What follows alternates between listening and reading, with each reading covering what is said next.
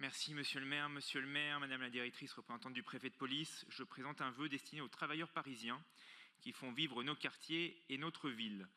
Ces travailleurs nous demandent quotidiennement de l'aide, notamment dans une politique d'efficacité en matière de mobilité. Pour ceci, il suffit d'adopter un vœu relatif à l'extension du tarif pro-sédentaire aux 2 roues motorisées personnelles des employés travaillant à Paris. Depuis septembre 2022, la ville de Paris a instauré le stationnement payant pour les 2 roues motorisées avec des tarifs pouvant aller jusqu'à 37,50 € pour 6 heures dans les arrondissements centraux. Cette mesure a été défendue au nom de la cohérence tarifaire, de la transition écologique et je n'ignore pas les enjeux qu'elle recouvre. Mais la réalité de terrain, elle nous rappelle que de nombreux employés, artisans, livreurs, personnels de la restauration, aides à domicile, utilisent leurs 2 roues motorisées personnelles pour venir travailler à Paris, souvent tôt le matin, tard le soir, ou dans des quartiers parfois mal desservis par les transports en commun. Pour eux, les 2 roues motorisées est un outil de travail aussi essentiel que discret. Or aujourd'hui, ils n'ont accès à aucun tarif professionnel.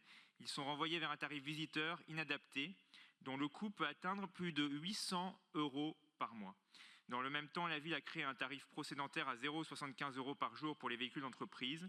Une avancée, certes, mais réservée aux véhicules immatriculés au nom de l'employeur. Résultat, un même artisan ou un même commerçant est traité différemment selon qu'il possède son véhicule ou non. C'est une inégalité flagrante.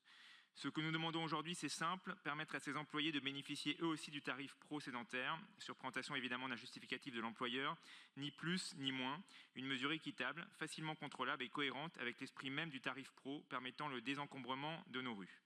Cela permettrait de reconnaître le rôle utile de ces travailleurs dans la vie économique de notre capitale, de soutenir des mobilités peu encombrantes et peu polluantes, et d'éviter de renvoyer ces salariés vers la voiture ou des solutions plus coûteuses et plus lourdes pour l'espace public.